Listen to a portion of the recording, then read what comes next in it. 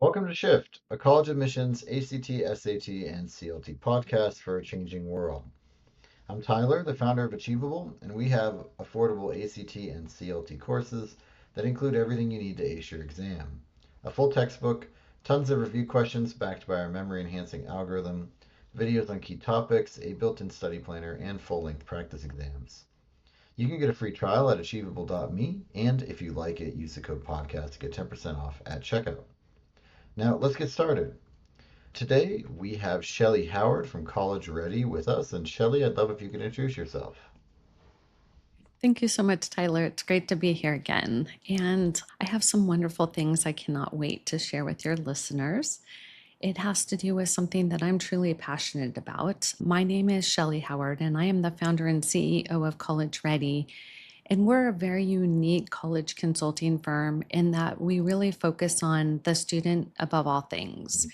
And so when it comes to our acceptances, students have 100% gotten into the schools that they apply to because so much thought is put into preparing the student prior, their core values, their gifts, their talents, what they advocate for. So by the time they apply to college, they're like, this is quite easy. Mhm. And so today I'm going to share with you how you can help your child get from I don't know what I want to do to feeling very confident about what they want to do. And so I'm really excited to share with you, Tyler. Great.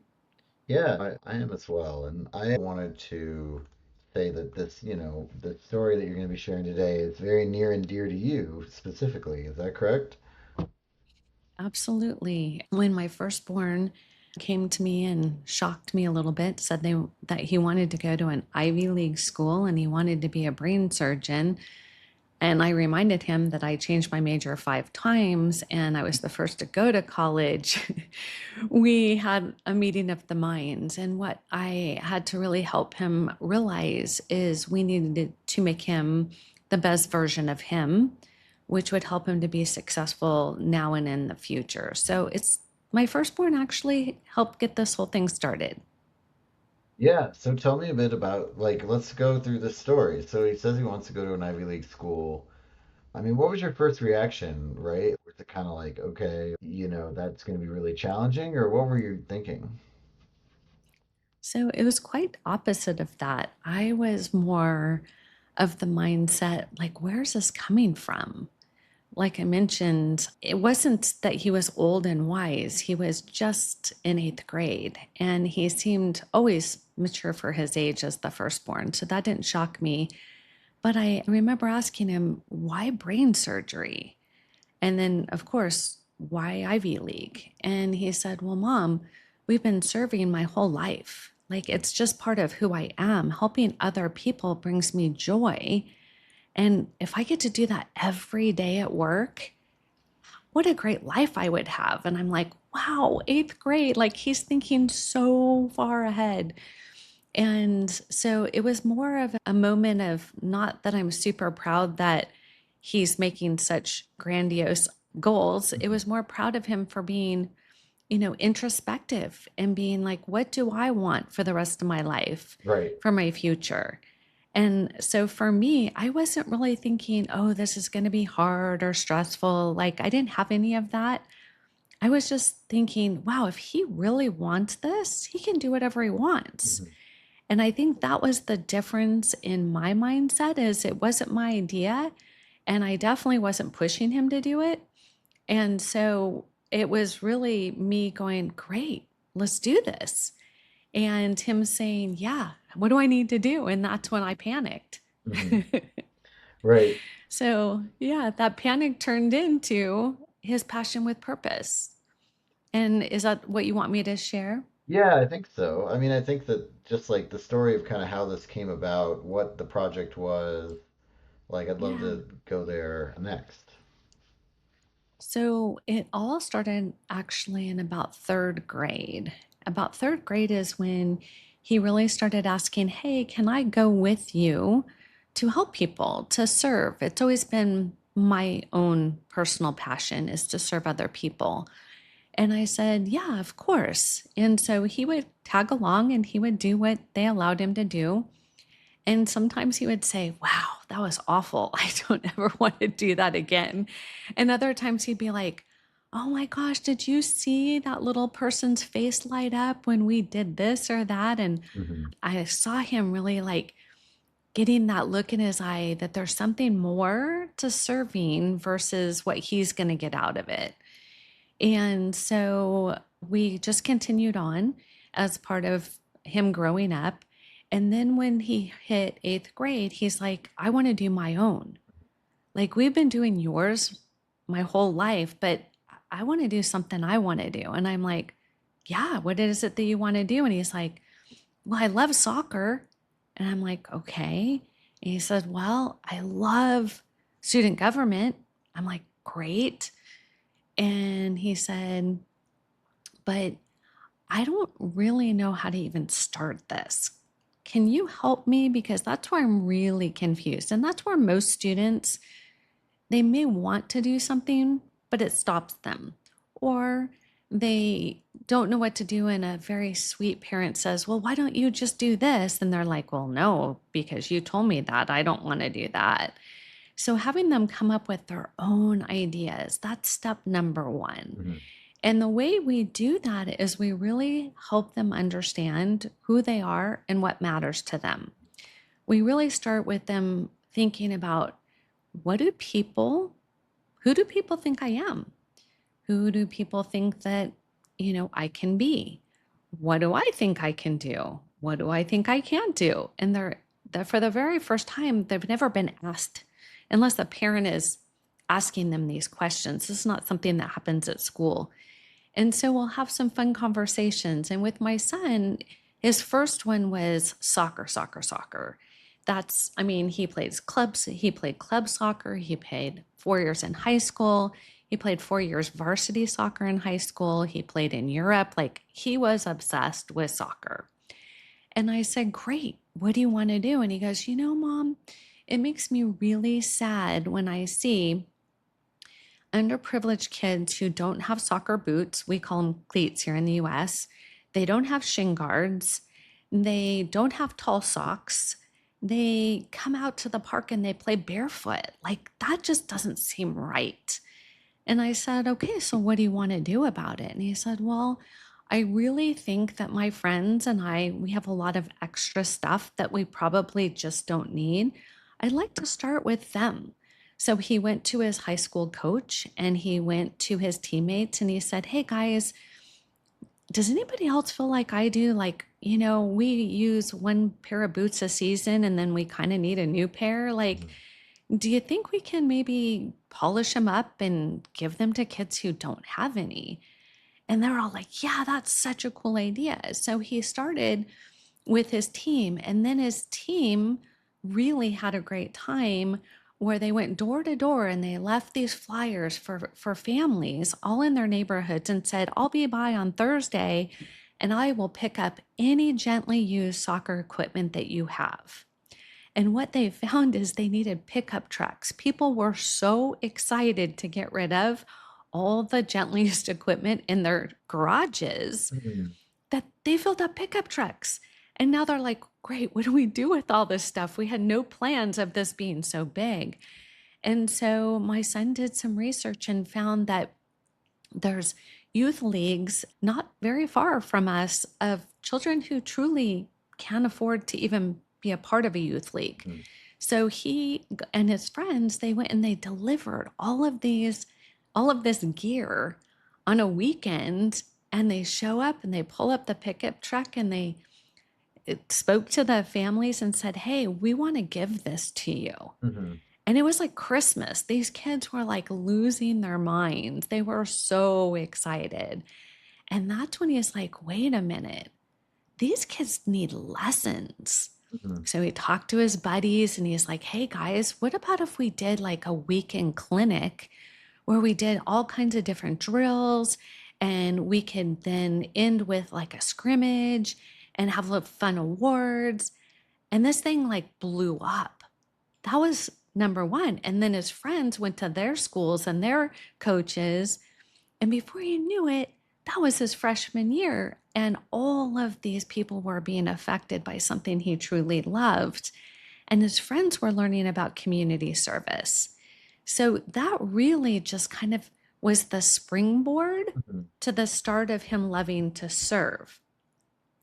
That right there is really the key. Until your child figures out what lights them up and who they want to serve, right? Do they want to serve young people, the elderly? Do they want to serve men, women? Like what is their thing? Everybody needs help, and who do they truly feel connected to? Well, I think that that's a really good overview. The story I think is awesome. And I think it shows how these things can kind of come about naturally. And I also wonder how to make this into reproducible advice, I guess, right? I think that a lot of this was your son's own initiative and also kind of figuring things out as he went and identifying a need. And also, I mean, one of the best ways I think that I've seen people do projects like this is where they identify a need on one side and like a surplus on the other, right? Like the soccer equipment is a great example. Another story I heard about a student that ended up going to Stanford was that, he saw that fishermen were throwing away a bunch of fish that they didn't really deem like catch worthy, but were still like fish that they were catching in Florida. And so he just started collecting all the fish and taking it to food banks, right? And so that formula, I think is, this is the second time I've heard it. Um, but also, yeah, I mean, I guess just like for other people that are listening right now, where do you feel like you were able to get your son in that mindset and get him thinking about this on his own? I think that a lot of certainly your history of doing service work is a part of it, but I think there might be other things too. So, I actually created a free website that parents can go to. It's called See Our Future Now. So, it's the letter C, the letter R, future now.com. And what I do is I take the parent through the mindset, because you're like, how do we reproduce this? And I've heard this for 18 years because this is really something that I've created from. It's like starting a new business for me, only I'm doing it 100 times over for these kids. Mhm. And so if you go there, you'll have a really good talking point to talk with your child. But keep in mind, here's the challenge. I have 4 kids of my own. Some children will be like, yes, this sounds amazing. And some of them will be like, nope, I don't have time. And that can be really frustrating for a parent. I know a lot of people have hired College Ready because I work with students hand in hand, one to one, creating their own passion with purpose projects. And because the parent is do your homework, do your chores, and now I'm asking you to do a service project. And so some students may have resistance, and I don't have any magic for that. But for the ones who are open to the idea and can see that it could be really enjoyable, the first thing I encourage you to do is to really not have an opinion. And I know that sounds odd as a parent, but you're supposed to just listen Mhm. without advice and just really be there for encouragement. The other thing, if you have a student who's really good at a lot of things, this becomes a big problem because they want, oh, let's do this, and they do nothing. So I always encourage that family with that student to have them just do one thing and then see how it works out. And then if it doesn't work out or they didn't enjoy it, okay, now we go on to number 2. But students who are really not gifted in just one area, they struggle with this more than students who are, say, good at math or science or English, da da da. So just kind of giving parents some years of wisdom and trying not to get frustrated. With my firstborn, that first project lit him up. And that wasn't the one that got him into Harvard. Mm. That's still to come. But that was the one that got him excited about what he could accomplish. Right. Child number 2, she had the benefit of watching her brother get excited about what he could accomplish. child number three, he was a lifeguard, and by nature, that's just a service position. And so everything he did was built off of lifeguarding and Eagle Scout. Child number four, she didn't really want to help anybody. And so she was my hardest one to convince Mhm. that this was something that would be really joyful. So I guess what I'm trying to say, parents, is every child is going to be ready at a different time. They're going to be open at different times. And until you can show them why it's going to benefit them, there's going to be some resistance. So, just to prepare yourself for all of that, I always coach parents that it takes a village. This just happens to be something I'm truly passionate about. I think that was great. And yeah, I mean, I definitely think that, it's hard to have a substitute for real, genuine family culture built around it, right? But certainly, I think that you can start working on it now, right? There's no time like the Right. present. And I also, yeah, like you said, I mean, I think that it's important to understand that, like, even that story that you shared, that was, I thought, you know, a really compelling story that you could build a college essay around. That wasn't even the main one, right? Like, that was just another project that you guys, that, your son did. And see, it sounds like a lot of it was on his own. And sort of that Yeah. was where he got inspired to do the next one. And so that's, I think, another takeaway too is like, you don't have to be like, okay, we're going to get you into college. We're going to, you know, do this whole project. And this is the big, overthink it and build it out to be too big, right? It Mhm. can be as simple as just, hey, I worked with my local soccer team or team that I'm already a part of, and I, got some extra stuff and I donated it, right? And it doesn't mean that that's like your one and done solution to the problem, and you can keep building on that experience. For sure. What I like to share with families is when you make community service another thing they have to do, sign up, show up, check the box, you are not helping them at all. Right. Number one You'd is almost they're be not better loving it. like do just Hmm. having them focus on what they do love, right? Your passion project does not have to be service No, necessarily. it Yeah. doesn't. Yeah, it can be whatever they love. But I've just seen too many times it's backfired where, well, let's just have them tutor. Well, everybody tutors. Like, that's not wow material to share in an essay, Mhm. or feeding the homeless if they're terrified of the homeless. So, again, instead of thinking of it through the eyes of college, think of it through the eyes of your child. Like, what gift can you give them that will help them figure out who do I want to lead? What do I want to change? What's important to me? And guess what? That's going to be a brilliant college essay all on its own, genuinely teaching them that your child has, empathy and tenacity and leadership and things that are truly important when they leave for college, the things that will make them successful. Mhm. Exactly. Turns out there's not like a shortcut. And if it's easy, parents, don't do it. That's the best advice that I can tell you. I have lots of students. I've been doing this 18 years, and they'll come to me still to this day and they're like, okay, Shellee, what do you think about this? I'm going to write letters to the military. And I said, I love it, but why? Right. Well, because I think colleges want me to do that. And I said, but do you know anybody in the military? Do you have And any they're like, story? no. Yeah, exactly. And I'm like, well, what drives you? And oh, it's easy. All I have to do every now and again is write a letter. And I'm like, and that's the word that's going to keep you out of college.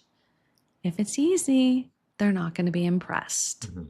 Well, and like they've seen it all before. They get tens of thousands of these per year, right? Like you're not smarter than them. No. Yeah. They're very wise when it comes to somebody creating a story that doesn't match the student. Mhm. Yeah, so then I mean that ties back in to kind of bring it back around, right? Like it needs to be a part of your story. And I think for your son, I think it makes a lot of sense, right? Like it started out with his, him helping you in third grade, and then he kind of in eighth grade kind of felt like he wanted to serve people as part of his like life's work. And those are things that, you tie together in the essay, and then you talk about, and then I did the soccer thing, and then I did, the thing that followed that. And I think it's just, the cohesive narrative aspect of this is super important. Yeah, the worst thing you can do is bounce all over the place because then the admissions reader is very confused. Hmm. So, I mean, and as part of my son's story, he was considering by eighth grade being a brain surgeon. Hmm. So, as I continued to remind him, you will be serving your community for the rest of your life. Hmm. If you don't like serving people right now, you might want to rethink your career path. Hmm. And I think that made him double take on the words I was sharing with him because it was very logical and he's a left brain young man. And he's like, that makes a lot of sense. Hmm. I wanted to help people get their life back after, having some kind of damage. I never really thought of it as serving my community. And so once we made that connection, that's when he really got on board and he's like, oh my gosh, this is what I love to do. And he still does. He still volunteers his time and travels abroad. And Right. so I think it's just become part of him. But it was really the summer going into his senior year. That service project was, I believe, the icing on the cake, the final thing that really made him stand out. Hmm. And so I like students to understand, like you mentioned, having done one and be successful, it might be small, right? Right. But that's going to lead to a next bigger opportunity and more confidence. And that's what this was. So he spent the next 3 years doing things that lit him up, that he felt good about. The problem was is I wasn't truly convinced that he was ready to spend the next 12 years being a doctor, Right. preparing to be a doctor. So as his mom, I challenged him and I said, I'm still not fully convinced as your parent. Maybe colleges are, but I know you a little bit better and I want to see, do you realize what it takes to be a doctor, or are you really just going for the DR, right? Are you just looking to get reservations under your name? Hmm. And he didn't think that was very funny, but I got my point across. And he said, Mom, what am I going to do to prove it to you? Hmm. And that's what led him into his final project. So I love the fact that, it was not just one and done. It wasn't check the box. It was, I want to prove this. I want everybody to know that this is my decision. This is not something I've been coerced into. And there's a legacy and a path to do that. Well, and it's like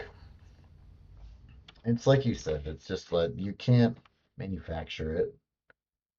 And I think that, yeah, like the outline that you just gave makes a lot of sense to me.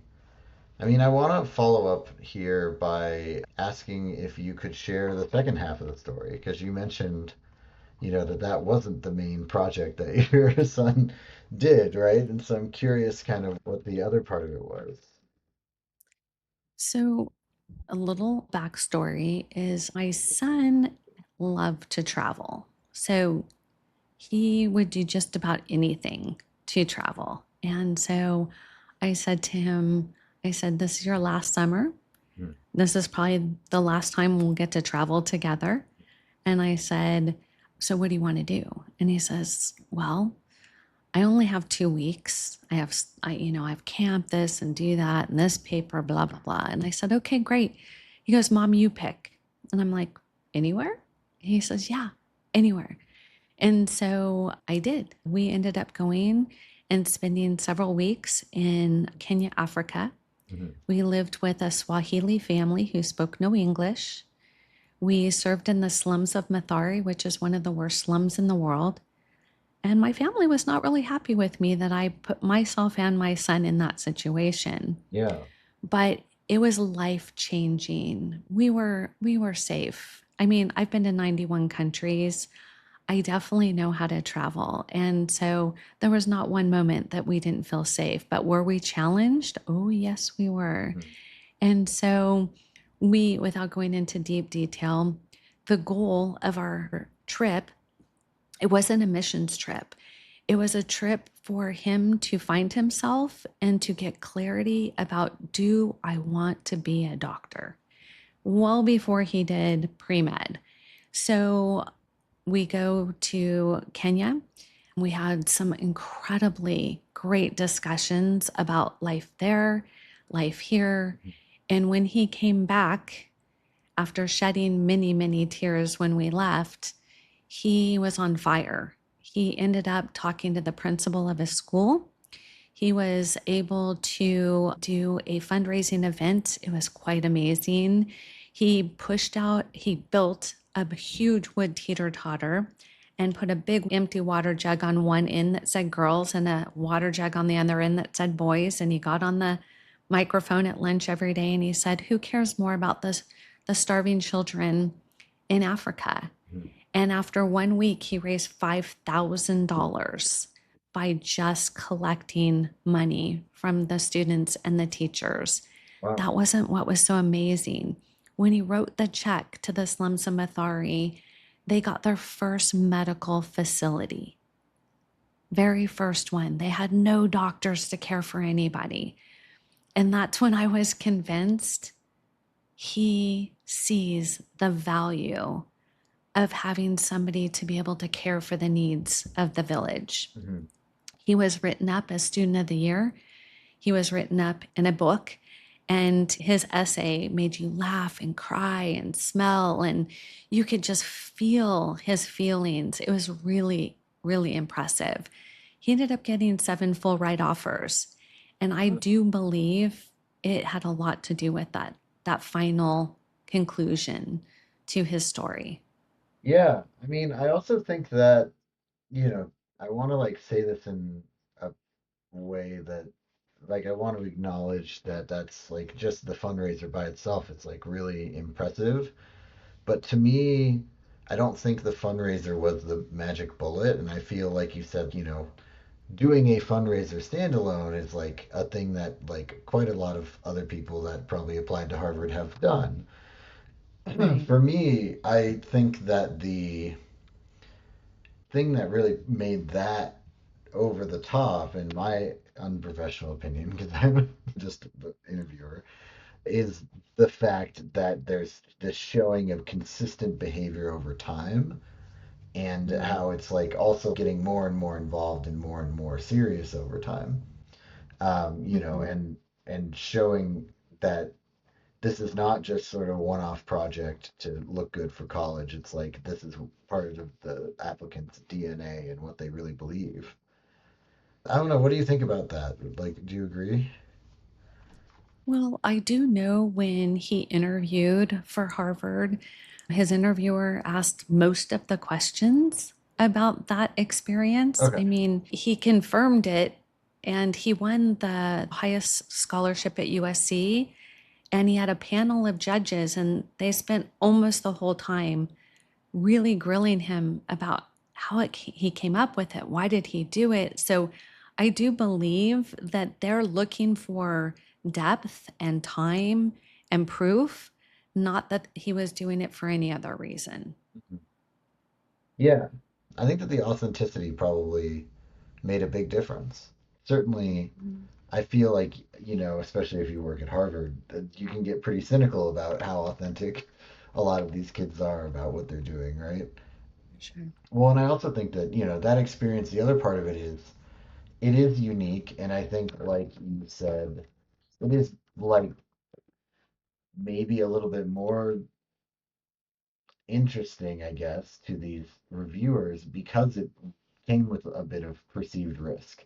Even if you didn't feel like there was risk to you while you were doing it, it's Mm. certainly a lot riskier than like doing something in the United States, for instance. Well, I do want to let families know you do not need to leave the US. Yeah, I've yeah, had yeah. students get into every top college without leaving the US. So I don't want people to go buy an airplane ticket and go to the slums of Mathari. Like, I mean, please don't. If that's not who you are and what you do, my son and I continue to do that to this day. But they even talked about it when he was applying to medical school. They talked about it when he was applying to residency. Hmm. So it was one of those things that it definitely caught the eye. Is it okay, Tyler, if I share a totally different student story so they understand like the difference, what I'm talking Yeah, I about? think that'd be great. Yeah, because I think that that's Okay. often a trap that happens with these interviews is you hear this one Yeah. great story, and a lot of times I think maybe a parent will be listening and be like, well, my kid's not motivated to go like do that, so what am I gonna do, right? Right. So I think another No, perspective would be this awesome. is a perfect story, kind of the yin and the yang. Yeah. I had a student, I won't say his name. Hmm. He was a very thoughtful student. And as I do with all students, I get to know them. And I said, so help me understand, like, who, if you could do anything for anybody, who would you want to do it for? And he goes, I don't even like people. And I'm like, okay, that's super helpful. Thank you for sharing that. And I said, so tell me a little bit about what you do like. And he goes, oh, I love Comic Con.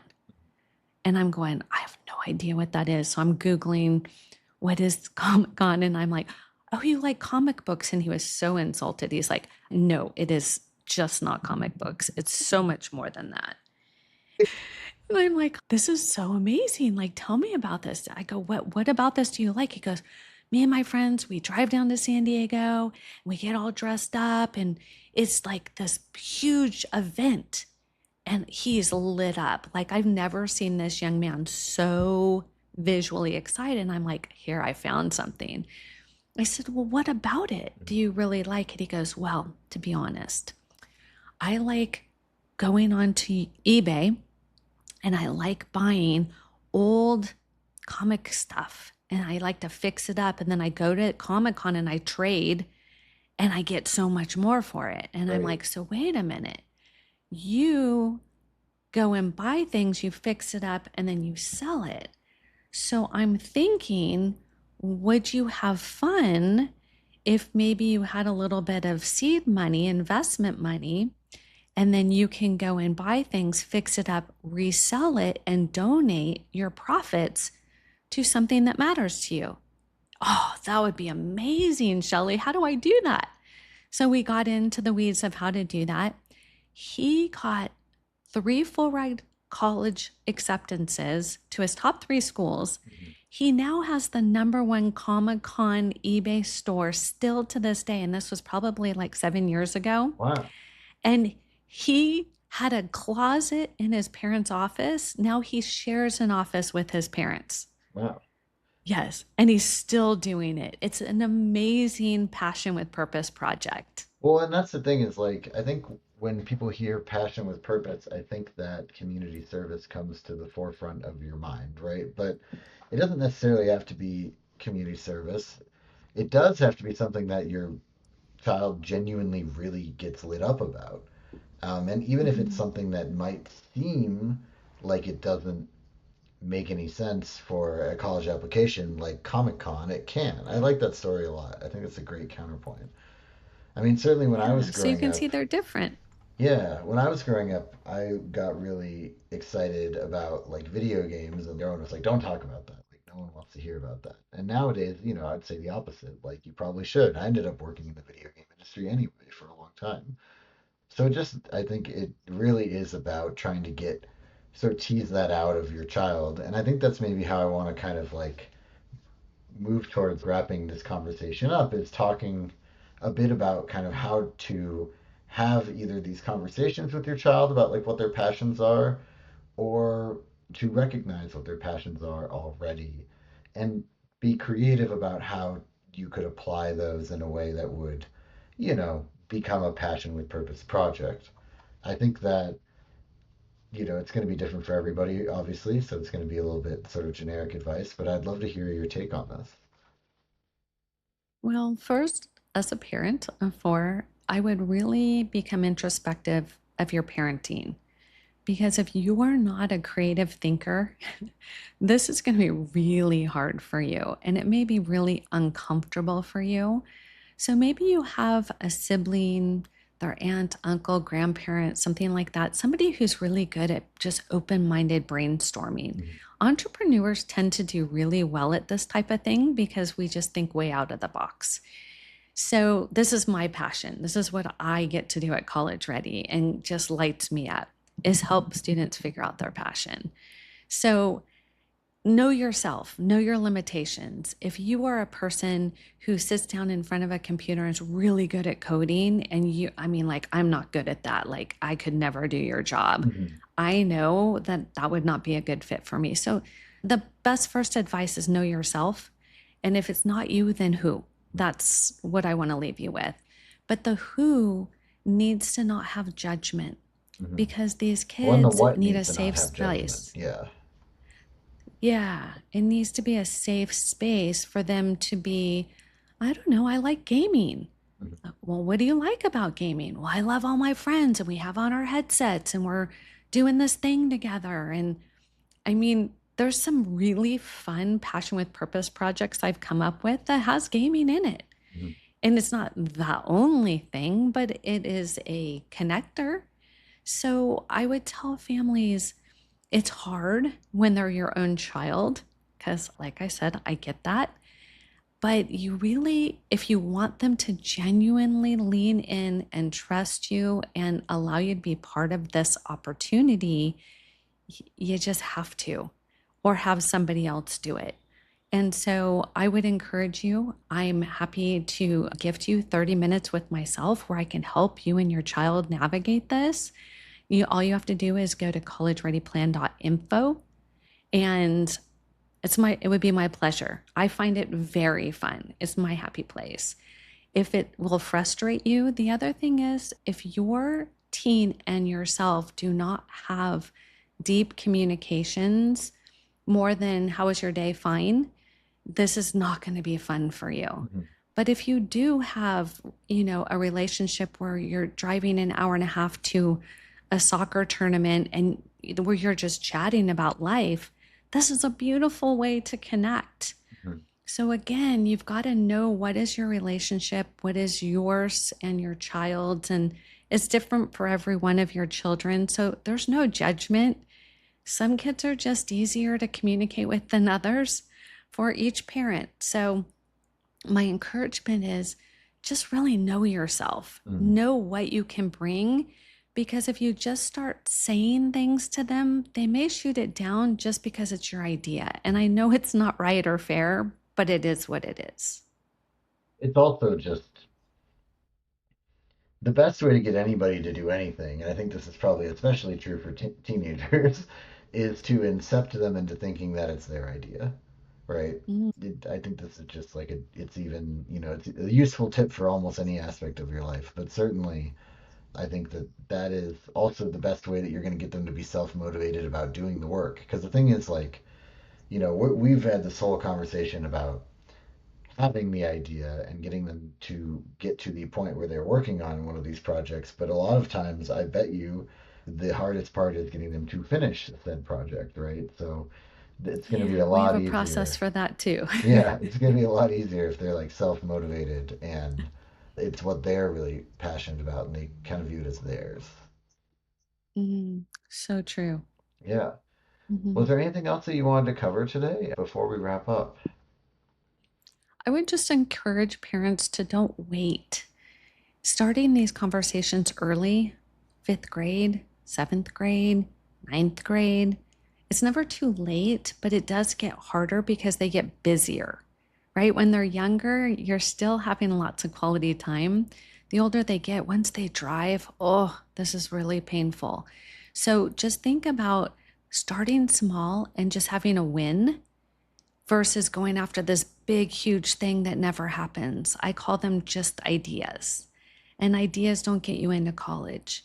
So it's important that they see that what they've done matters because, again, that's that self fulfilling prophecy of, wow, I did something, let's do more. Mhm. And so I just want to leave you with inspiration and encouragement. And if you're one of those parents who are like, yeah, this is not me, collegereadyplan.info, I got your back. Yeah. That's great. Thank you so much. This has been Shift, a college admissions podcast for a changing world, hosted by Tyler from Achievable with Shellee Howard from College Ready. And you can get a free trial of Achievable's ACT and CLT courses by going to achievable.me.